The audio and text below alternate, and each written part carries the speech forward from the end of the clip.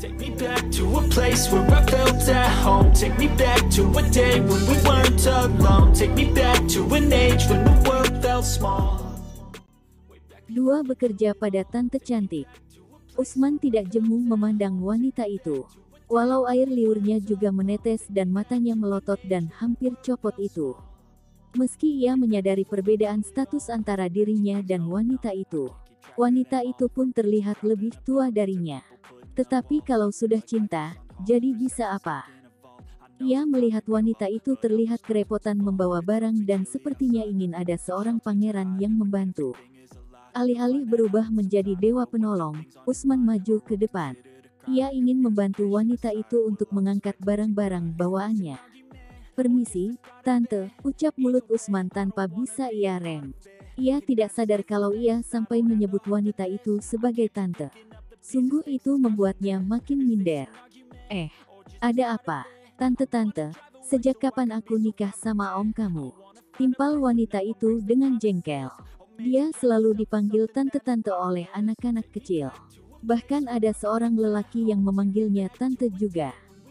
"Maaf, tante, Mbak, maksudnya," ucap Usman merinding. Ia takut akan menjadi bencana kalau salah ucap lagi. Mbak kamu bilang, sejak kapan aku punya adik sepertimu? Dasar kamu bocah," sungutnya sambil menunjuk pada Usman. Iya, tante. Astagfirullah. Tante, aduh, mengapa mulut ini?" Usman menepuk mulutnya sendiri karena ia memanggil tante terus pada wanita seksi itu. "Sudahlah, mau panggil apa, terserah kamu saja." "Oh, iya, kamu bisa bantuin aku, bawain barang-barang ini, enggak?" Akhirnya ia meminta bantuan karena tidak tahu harus minta bantuan siapa lagi. Usman menganggukkan kepala. Ia kemudian meletakkan tasnya di pinggir mobil, kemudian mengikuti wanita itu ke dalam. Selain Usman, memang tidak ada orang lain yang terlihat. Akhirnya Usman membantu wanita itu dengan senang hati. Ia mengangkat sembako yang berupa beras yang diambilnya dari penggilingan padi depannya. Namun pekerja saat ini kebanyakan sedang libur karena tanggal merah. Tidak ada yang membantu mengangkut beras karena pemilik penggilingan juga melayani banyak orang yang memesan beras.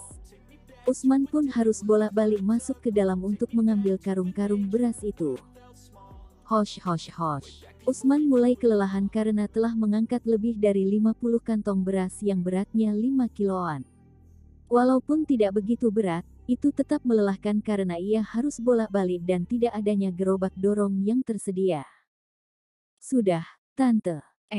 Dasar mulut ini." Usman menepuk mulutnya karena tetap saja memanggilnya tante. Padahal kan seharusnya entah panggil apa yang cocok. "Farisa. Namaku Farisa," ujarnya memberitahu namanya pada Usman.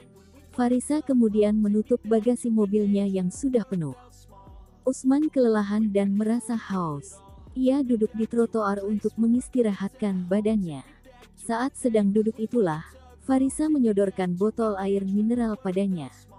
"Apakah kamu nggak punya pekerjaan?" tanya Farisa sambil menyodorkan botol air mineral itu. "Belum punya, tante," jawab Usman. Usman menerima botol minuman itu lalu berkata, "Terima kasih airnya." "Iya, sama-sama. Kalau begitu, kamu bisa bekerja di tempatku, kan? Lumayan juga tenagamu. Karyawan lama di swalayanku malah pulang kampung. Jadi ya harus melakukan apa-apa sendiri." Farisa membutuhkan orang untuk membantunya karena ia tidak kuat kalau harus melakukan semua pekerjaan sendiri. "Aku mau, tante," celetuk Usman dengan semangat. Mendengar kata swalayan, berarti pekerjaan yang dilakukan adalah berjualan. Apalagi ia sudah berpengalaman untuk menjual makanan berupa kacang kuaci dan permen. Ada pula rokok, tisu dan kadang jualan kopi saat tidak repot. "Kalau begitu, kamu ikutlah denganku," ajak Farisa. Ia masuk ke dalam mobil terlebih dahulu. Ia menunggu Usman untuk masuk ke dalam mobil. "Alhamdulillah, dapat kerjaan juga, hehehe," keke Usman dan bangkit dari duduknya. Ia mengambil tasnya lalu masuk ke dalam mobil. Duduk di samping Farisa. Karena di belakang sudah tidak ada tempat lagi untuk duduk. Farisa menyetir mobilnya dan masuk ke jalanan yang ramai. Di siang yang terik itu Usman sangat beruntung karena bisa berdampingan dengan wanita cantik nan seksi itu. Bagaimana ia tidak bahagia, bahkan ia merasakan jantungnya berdegup lebih kencang dari biasanya. Kamu orang dari desa, ya? Pakaianmu dekil begitu, ejek Farisa.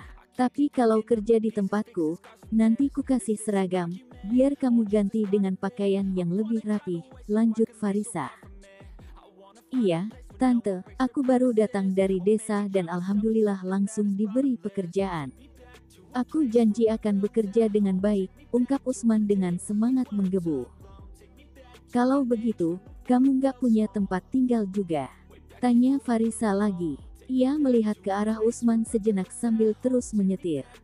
Aku baru sampai tadi, jadi belum punya tempat tinggal. Dari desa pun modalnya hanya nekat dan tidak membawa uang sama sekali. Oh, seperti orang kabur dari rumah. Farisa hanya asal bicara karena memang cerita dari Usman, memang Usman seperti orang kabur dari rumah hingga ke kota. Kalau nggak ketemu denganku, besok kamu sudah jadi gembel. Ejeknya dengan sengaja. Sebenarnya Farisa juga jijik dengan Usman yang dekil dan kusam itu.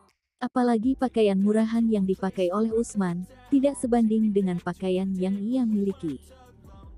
Usman diam saja setelah diejek oleh Farisa. Nyatanya dirinya orang miskin dan tidak memiliki apapun saat ini. Bahkan perempuan di desanya pun tidak ada yang suka padanya. Bahkan hanya beberapa orang yang mau bicara dengannya. Selama hidupnya, ia adalah seorang jomblo sejati.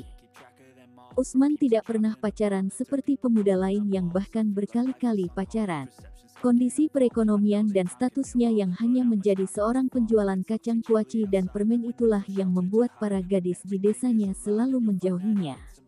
Apalagi Usman terlihat begitu burik di mata para gadis desa. Tapi itu karena Usman harus panas-panasan dan kadang ia lupa mandi ketika menjelang sore hari. Nah, ini swalayan kita. Kamu turunin dulu berasnya, nanti masukkan ke dalam gudang. Perintah Farisa. Ia membuka pintu mobilnya dan keluar. Siap, Tante. Aku harus panggil apa? Bos, Tante atau gimana? Tanya Usman bingung. Setelah dia bekerja di swalayan itu, ia harus memanggil bosnya apa, ia tidak tahu. Usman keluar dari mobil dan menunggu Farisa menjawab pertanyaannya dan membuka bagasi mobil. Suka-suka kamu saja, yang penting kamu kerja dengan baik di sini. Farisa terlihat diam tanpa ekspresi. Kalau panggil, sayang, boleh enggak? Ya, pikir Usman di dalam hati. Tapi ia tidak mungkin mengatakannya karena bisa saja dirinya digampar dan dipukuli habis-habisan. Apalagi dengan kekuatan pelukan dari Farisa yang begitu membuatnya mati kehabisan nafas. Usman menurunkan beras-beras dan menuruti perintah Farisa yang menyuruhnya untuk membawa beras itu ke depan pintu swalayannya. Dan saat ini swalayan itu sedang tutup karena tidak ada yang menjaga. Farisa kadang bisa menutup swalayan lebih lama karena tidak punya karyawan dan dirinya juga sibuk. Kamu keluarkan semuanya dulu. Nanti setelah itu, kamu masukkan ke gudang. Kamu juga tinggal di sini saja. Di lantai 2, ada kamar yang sudah lama tidak ditempati. Iya, Tante. Usman mulai mengangkat kantong-kantong beras itu dengan kedua tangannya. Satu tangannya bisa mengangkat 2 kantong beras. Asteris.